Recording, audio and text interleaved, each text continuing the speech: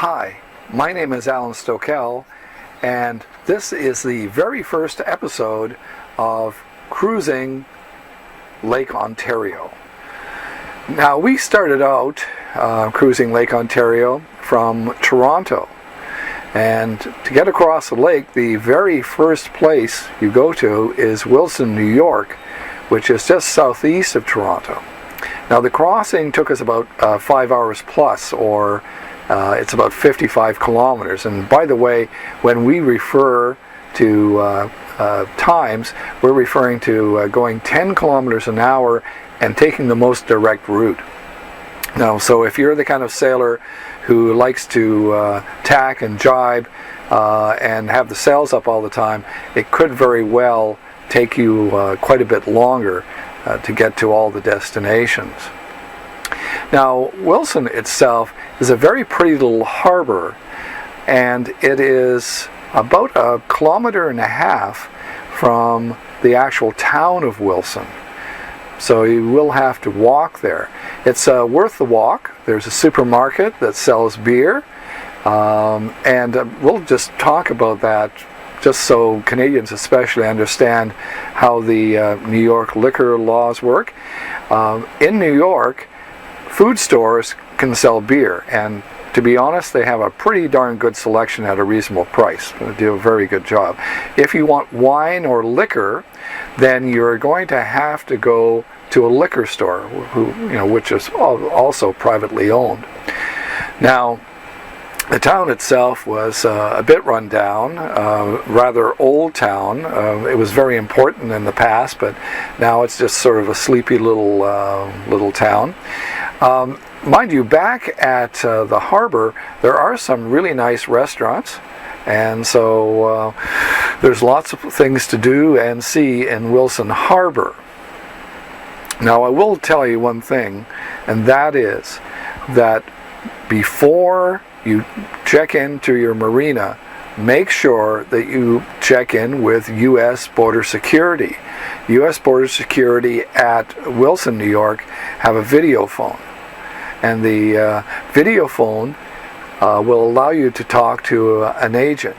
Make sure you have the passport of everybody on board, your registration number of your boat, and perhaps your itinerary for sailing in the United States.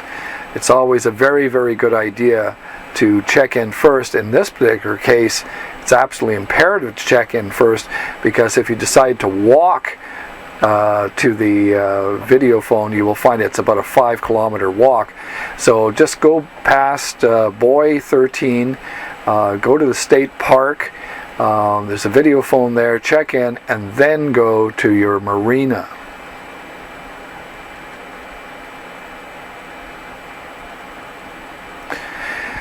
Now, Olcott, New York is just about 10 kilometers from Wilson. We stayed at the Newfane Municipal Marina because although Olcott used to be very important as a amusement park town, so important in fact that there was a tram line running directly from Buffalo, New York. But now it's just a village, and it's considered to be part of Newfane. If you want to get into the village, you need to go through the marina grounds, through a vacant lot to get you to the road, then over the bridge, and then you'll be in Olcott. There are no food stores in Olcott, so if you want beer, you're going to have to buy it by the glass. The great joy about Olcott is a restored children's amusement park. We had a really great time in the amusement park. As a matter of fact, they let us go on the merry-go-round.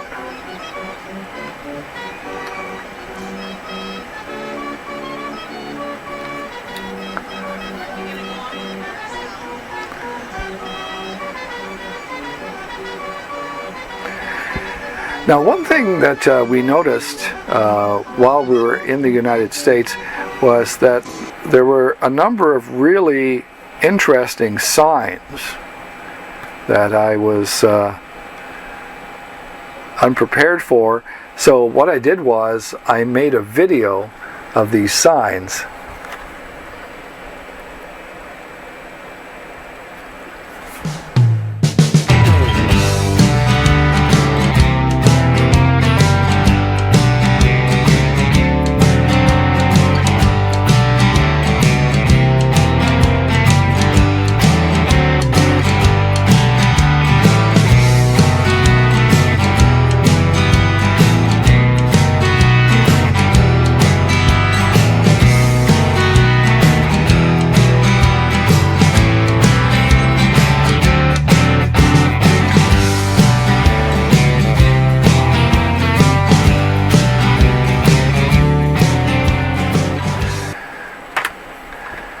After Olcott, we went to Point Breeze. Point Breeze is about 4 hours away, and we stayed at the Four Seas Marina, but of course we didn't really have any choice because they took over the only other commercial marina there.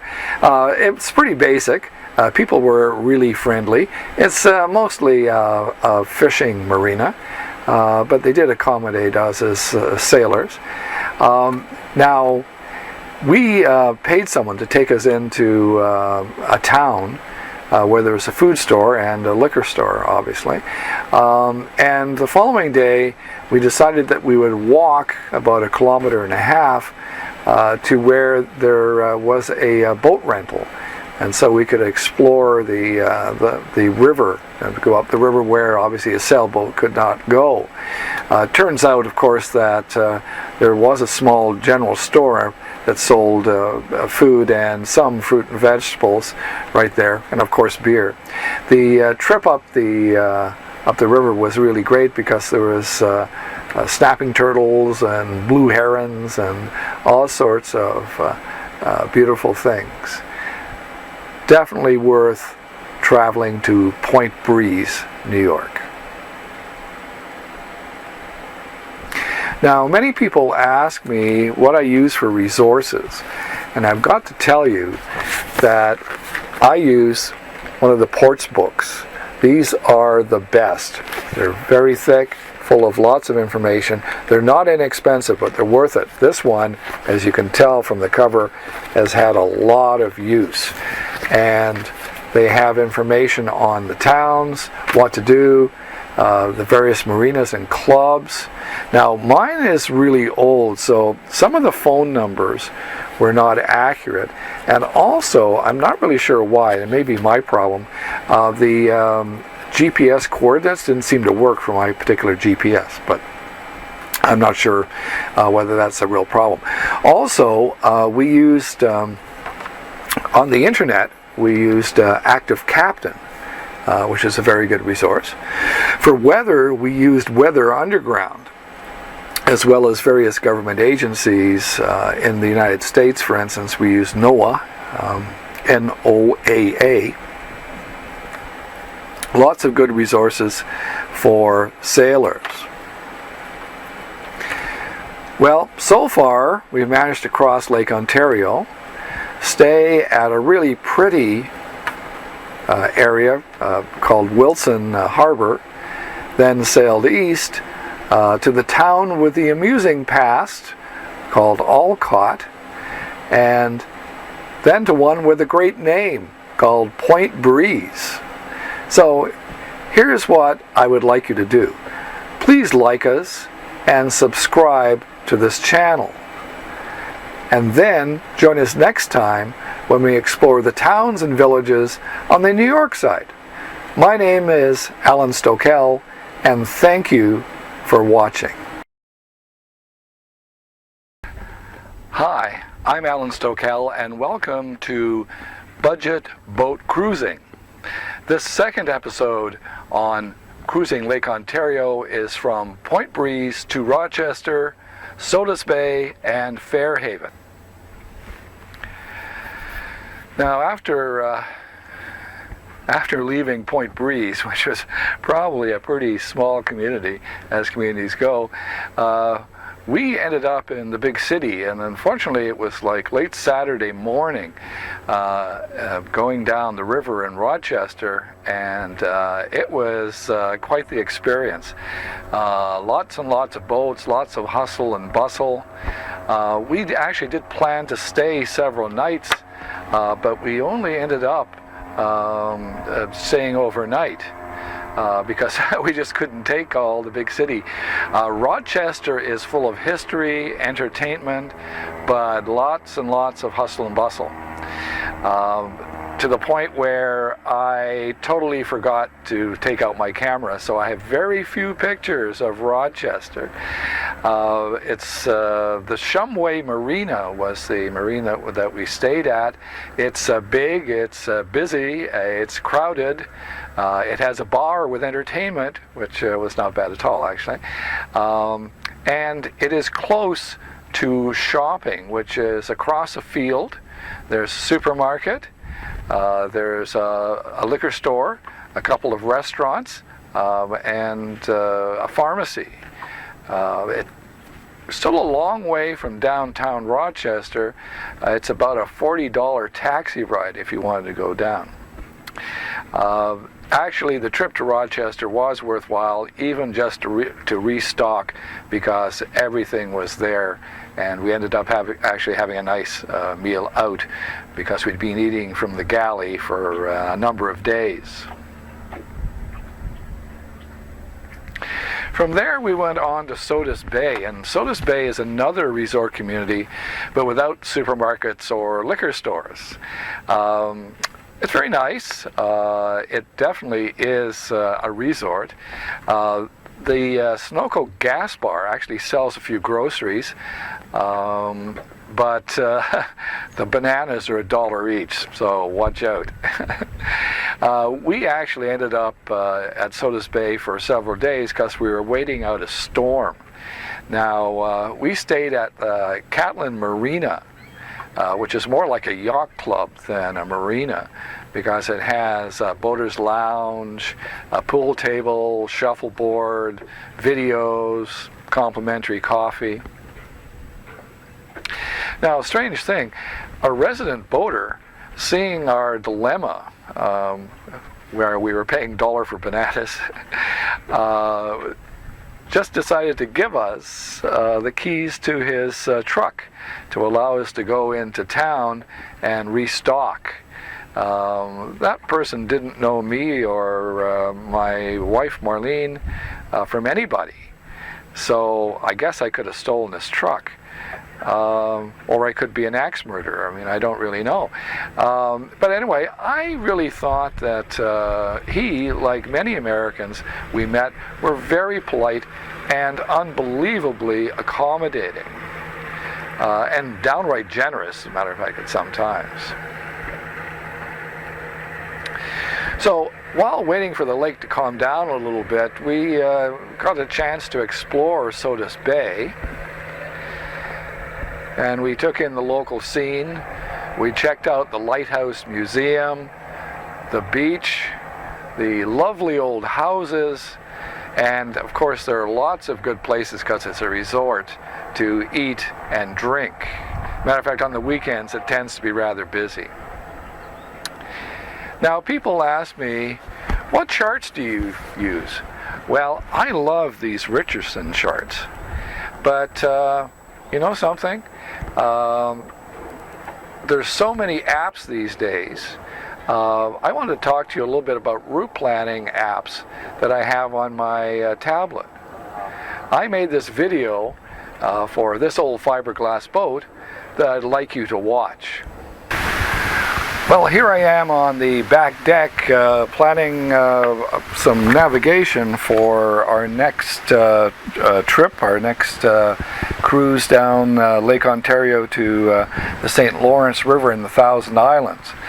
So in this episode, this is all about basic navigation, part 1.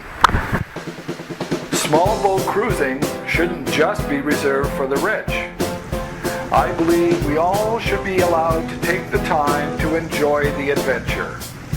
Let's get ready, learn a few necessary skills, find a boat and take off for the adventures of our lives. I'm Alan Stokel, and this is Budget Boat Cruising. We're just in the planning stages of a cruise up Lake Ontario to the St. Lawrence and the Thousand Islands.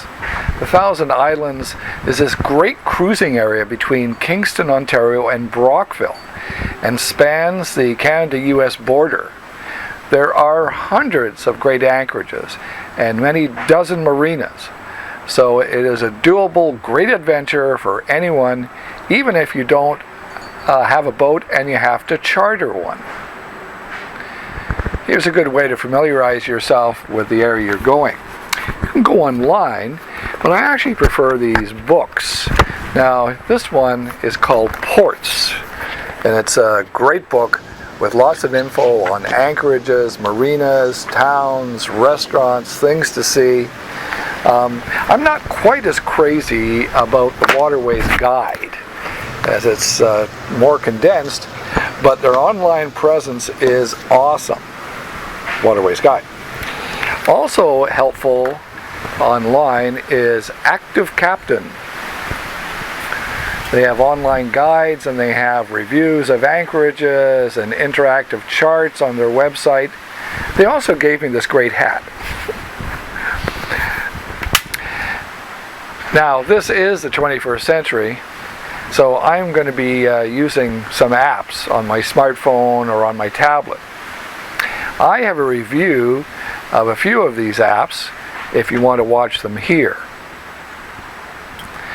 The new technology is great, and I love using it, but you know, when the shit hits the fan and everything goes to ratchet, you will thank your God for a chart. Richardson publishes this book of charts, and it does state clearly that they should not be used for navigation purposes. Yeah, sure. It's okay, because most people use an app anyway, so don't tell your lawyers. I use these charts because I like to know where I'm going. One of the apps may show you a few meters ahead, maybe even a few hundred meters on one of those tiny little screens. But a chart shows you the big picture. Keep that in mind the next time you run aground. I'll give you a couple of examples. I'm going to meet my crew in Gananoque, Ontario. I've already done Lake Ontario down to Wolfe Island, so I know where I'm going there, but not the St. Lawrence. And I see from my chart that there actually is an inside and an outside channel to get to Gananoque, or GAN as we Canadians call it. So I'm taking the inside route, so I really need to know what the markings on these charts are all about. Now, the Canadian government published a great guide to charts called Signals, Abbreviations and Terms, or commonly called Chart 1. You can get a copy from the Canadian government, or you can get one in a PDF format from me for free. Just email me at the address below. Now, here's a few basics. As you head upstream or out of the ocean, the buoys on the right or the starboard side will be red, and the ones on the left or port will be green. If you turn around, the buoy reverses.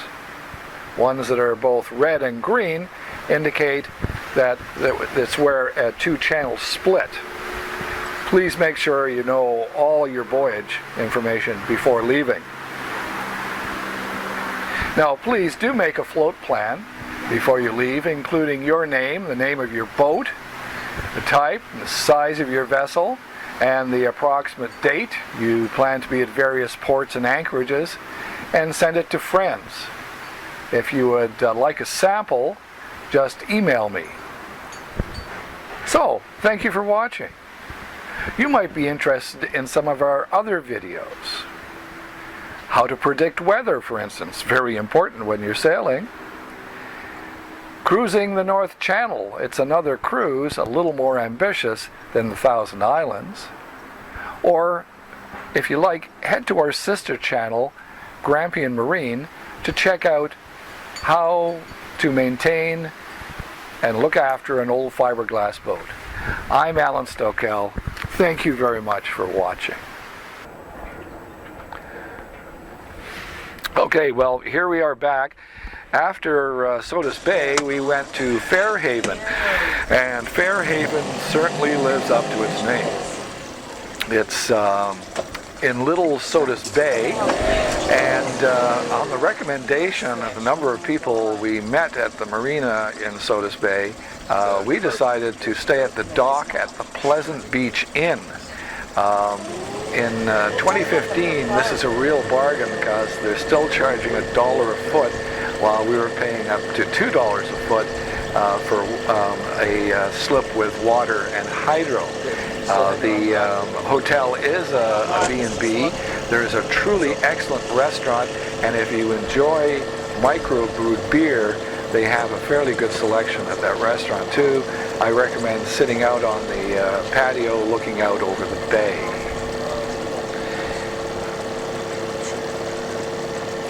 Now, the other great thing about Fairhaven, of course, is that it's a short walk to downtown, where there are bars, many gift shops, and a food store that sells beer. Later on, check out the Cookie Bakery. It's on the opposite side, north of the docks. Definitely worthwhile. Lots of fun. I won't tell you everything. Well, in this episode, we managed to get from the big city of Rochester over to Sodus Bay and finally to Fairhaven, which truly does live up to its name. In the next episode, we keep traveling east on the south shore of Lake Ontario to the important city of Oswego and its canal, and then across the big Bay of Mexico to Sackets Harbor, with a stop at Port Ontario. Please join us. My name is Alan Stokel. Hi, I'm Alan Stokel, and this is Budget Boat Cruising. Please join us. We're doing our third episode of the Circumnavigation of Lake Ontario. A combination of the heat and the Toronto International Air Show going on out there has brought me inside the cabin. I've got all the fans on. I'm nice and cool, so I thought I would do this episode from here. Now, Oswego is a lovely old city. It's in a renaissance. It's not like some of those American cities where it's all run down downtown and the wealth is in the suburbs. We were recommended to go to the International Marina, which is like easy in, easy out. It's just inside the breakwater. I wouldn't recommend it personally. I would consider going down the channel just by the bridge on the port side. Now there's docks there. There no electricity, no water, but I'm sure you could survive a day without additional electricity and water. But the best deal is right across the way by the Best Western Hotel. We paid $10 each for a day spa, and that included the free dockage. The only problem with that dockage, you are exposed to local traffic, and don't let people tell you that it's against a cement wall. The hotel has gone to the trouble of building a much lower and much small boat friendly dock, a wooden dock, and you have to climb up some steel steps to get to the to grade, but it's worthwhile, very good. Now, we did stay, big mistake, at Oswego International Marina, and to call it a hellhole is to give it a compliment. I didn't find the service very good. As a matter of fact, they wouldn't take any credit card. It was cash only. They would take my check, but I haven't had a checkbook for, I don't know, 25 years. Why would they take a Canadian check? I have no idea. So be prepared. If you don't have cash, then you're going to have to go to a bank to get the cash. Now, that being said, also, by the way, no one's there to greet you. They don't answer the phone or the call radio. They, if you finally find them, you will find them in what appears to be a little hut, a type of hut you would find for a parking lot sort of hut. Now, by the way, once you're there, it is in a good location.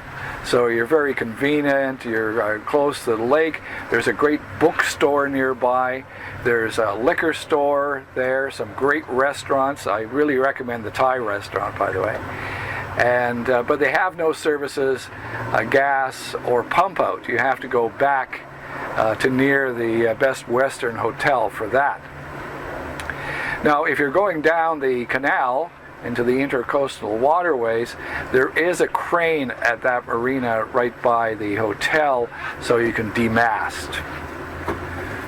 The original plan was to cross the Bay of Mexico, yes, that's the Bay of Mexico, not the Gulf of Mexico, to Sackets Harbor. But the bay ended up being too choppy and it slowed us down. We didn't take into account with the predominant westerly wind that the wind has a lot of time to build up waves down the lake, so that became a bit of a problem. Now, we're 5-hour sailors, so we realized when we got into the Bay of Mexico, no way we were going to make Sackets Harbor in 5 hours, and it was rather uncomfortable. So we decided to break the journey in half by going to Port Ontario, which is on the Salmon River. Now that was a trip in itself. The marina wanted $50 any length of boat. The new docks, which were quite good, had no electricity. The old rickety docks had hydro boxes, but they didn't work. So after an hour of playing around with extension cords and pigtails, I finally managed to get electricity on the boat. They didn't have any water, there were no showers, the toilet's in the store, so after the store closes, you have to use an outhouse. Now, the problem I found this trip was when it said under new management, I'm sure they just bought the place and they're horribly underfinanced and they tend not to do anything to improve. So under new management, to me these days, means go somewhere else. I would like to thank the people at Selkirk Yacht Club who kindly offered us showers and a toilet. So thank you very much, members. You really made our day.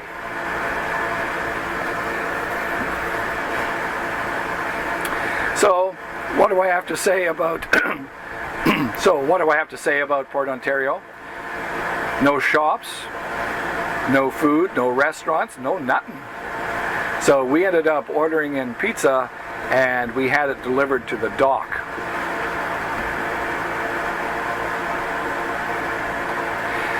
Now, after another run, I think of about 4 hours, we went to Sackets Harbor. Sackets Harbor truly is worthwhile. It's a lovely, old, well-restored town with restaurants and brew pubs just about everywhere. Sadly, there is no food store in town, so if you want food, you'll have to go out to the historic barracks area, which also has a marina. They also have a liquor store as well as a small supermarket. We stayed at Naval Point Marina, very well maintained, very professionally run marina, would highly recommend it. That's where I saw my first new sailboat, still in the plastic wrap. It was really something. After all these years, I'm used to seeing used boats. I would very definitely recommend Sackets Harbor. Now, from time to time, people ask me for a tour of my cruising sailboat. They want to see how it's set up. So I made this short video I'd like you to watch right now. So here's a quick tour of the interior of the boat, and what you see on the port side is mostly safety equipment. You can probably see the blue horn. That's my air horn. There is a handheld, a very high frequency VHF radio, as well as, if you look up, you can also see I have full-size one with an antenna on the top of the mast. There's also instructions for not only first aid, but in case of emergency, how to use a VHF radio. All of these little containers I bought from the dollar store, and I've held on with those 3M Hold'em things that work really, really well. So you notice also up there is my binoculars. Got my binoculars up there, and one of those million foot candle lights for emergency purposes. So everything over there is for emergencies. Now over here, which is on the port side, all the stuff is mostly for convenience. So we have Lysol spray and insect repellent and pens and pencils and notepads and cards, access cards, etc. And what else I have? Extra sunglasses, and this is where where I keep the things for the motor. So the lock for the motor, the access fob to the motor. You probably also noticed that I have tins of Raid and Off there, insect repellent and insecticide. And lower down, I'll just move down here, lower down you can see these blue top containers, which I've marked on the front as to what they actually contain. So one nearest the galley is sponge, viscose towels. Then we go on to small extension cord, zip ties, and epoxy. Then the last one you can see there is duct tape, masking tape, frog tape, and sail tape. So anything in the way of tape, we got it covered. Now if we come down here a little bit, you get a chance to see a little bit of the galley. Okay. So what we have here in the galley is that black material that's sitting on the counter is actually, no, it's not Guinness. It's anti-stick material, and we have a very small coffee maker there. I have a cover over what tends to be a rather ugly sink. So, although it's not that ugly today, but usually it is. And it also uses a strainer, cutting board, anything I like. Now, when we go a little further back, we can see all the things that I need for the galley. So we've got our spices, our coffee, utensils. What else we got? I guess just pretty much everything. And then we're going across here. Excuse my shirt, it shouldn't be there. My hat storage area, but it also contains a barometer, a thermometer, and something that tells humidity. Now, over here we have a steamer, which I usually use for holding fruit and vegetables, but because we're not cruising right now, there's nothing there. And you can probably see down below in the dinette, I've tucked in some information as well as maps. Now the dinette has a number of interesting features. First off, you probably noticed that quite often when we don't have access to a dishwasher, we will use either paper or styrofoam plates and put them in one of these rattan containers that hold it steady, which means we only have to dispose of the one item. We also have plastic cups there and plastic cutlery, again, emergency purposes only. Also here in that lovely little blue basket are my regular medications that I'd be taking every day, along with in behind, you probably notice my extra set of glasses, a repair kit, that sort of thing. Just behind the nice little wicker basket is a first aid kit along with first aid instructions. Now as we move forward on the boat, I do have On the starboard side, I have a nice hanging locker, a nice big hanging locker, and on the port side I have the head, and I'm just going to move just forward and just get some shots of the V-berth. Now, just below the V-berth, I've got the dehumidifier, and it's held in place, as you can see, but there's also a folding step stool there. The dehumidifier really makes it much more comfortable, especially in the V-berth overnight, since we don't have air conditioning. Now, this V-berth will easily take someone who's 6'3", and it's very comfortable for 2 people. The only problem is the second person has to be about 5 foot or 5'2", otherwise you're playing toesies all night. And right now, these blue things I've got stored here are the cockpit cushions, but you can see over here that we have a small USB electric fan to keep air circulating. I find it can be pretty hot in the boat, but as long as that's air is circulating, I'm good to go. And on the other side, we have the 12 volt type fan, as well as an LED light that runs off the battery. So we're in pretty good shape there.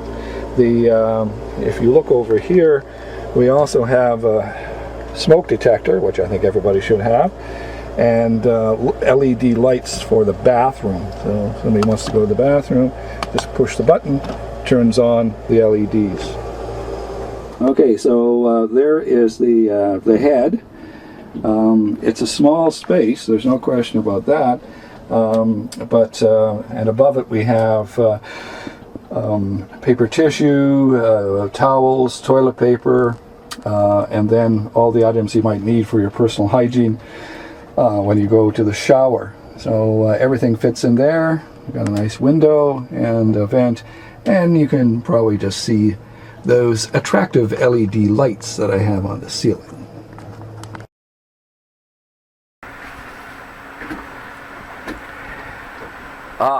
Cape Vincent. That was a choppy trip end at the far end of Lake Ontario. It's actually probably now St. Lawrence River. Another little sleepy backwater town. The marina was terrible. The Anchor Marina was by far the worst of the cruise. It's in an old train station, and it could be really cute, but instead the toilets were filthy and the showers were worse. The power plugs didn't work, and I ended up with pigtails and extension cords running all over the place to make it work. I needed water, but the water hose was connected to the pump out, and I didn't trust it. The town was pretty, but by far the worst food I have ever had came from Aubrey Inn. The liquor store is right across from the marina, and you'll probably need it. The food store is further down in town. So, Cape Vincent, it's across from Wolfe Island, and once we get north of Wolfe Island, we're back in Canada. So next time, back in Canada, we'll be heading to Collins Bay, Prince Edward County, Trenton, Cobourg, Whitby, and finally back home in the Port of Toronto. My name is Alan Stokel. Please join us then.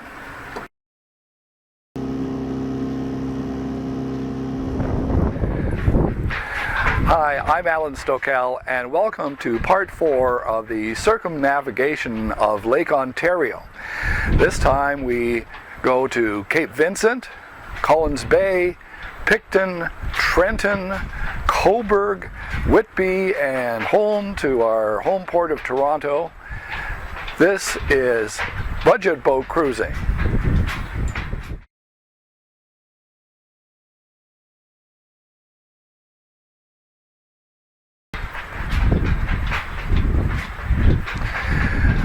The westerlies howl down the lake, building wave system after wave system.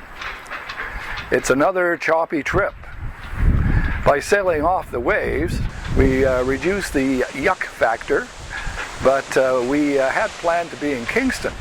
but we decided that after our rather nerve-wracking cruise across the lake that it probably would be too busy. Then we thought about Bath. Then we thought, no, that's a bit too far. So we finally settled with Collins Bay. Right down at the end of Collins Bay is the beautiful Collins Bay Marina. Nice grounds, clean toilets and showers.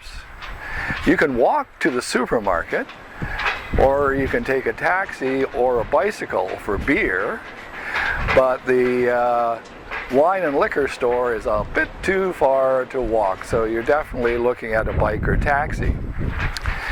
Now, when you're coming in, watch for the shallows when you're just coming into the bay on the south side. Now, there is an added plus that we discovered. It's close to the VIA station, so you can drop off or pick up crew. The rest of the trip was single-handed because I was dropping off crew. So I went down Adolphus Reach and into the Bay of Quinte, then south in Prince Edward County to the county seat of Picton.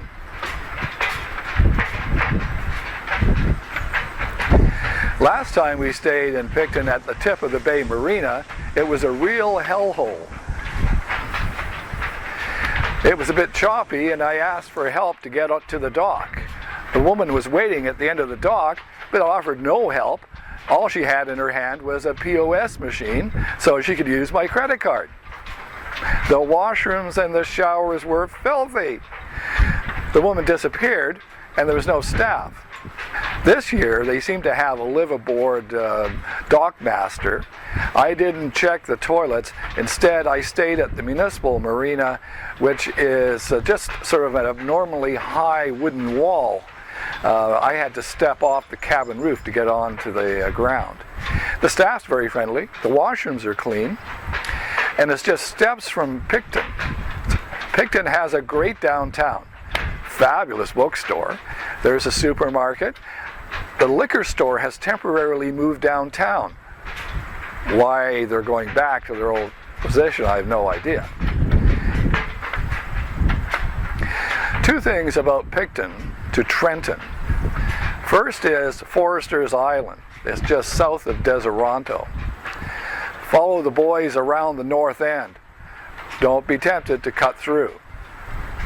The next is Telegraph Narrows. It's very confusing from a distance, so have a good chart with you. Plan ahead.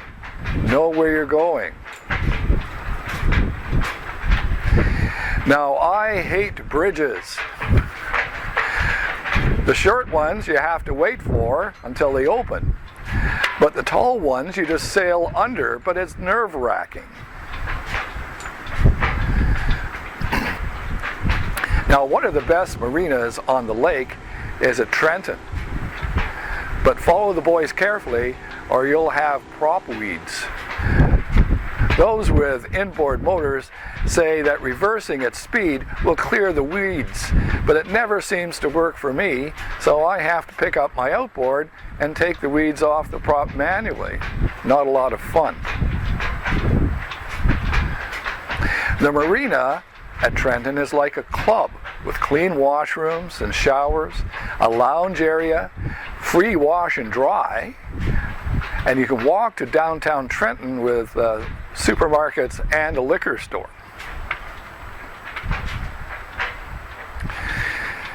Word to the wise, when leaving Trenton, go around to the east and the south end of Indian Islands. When you're going through the Murray Canal, there is a $5 toll connected at the Brighton Swing Bridge. When you're coming out of the Murray Canal, follow the boys through Presqu'île Bay to avoid more weeds on the prop.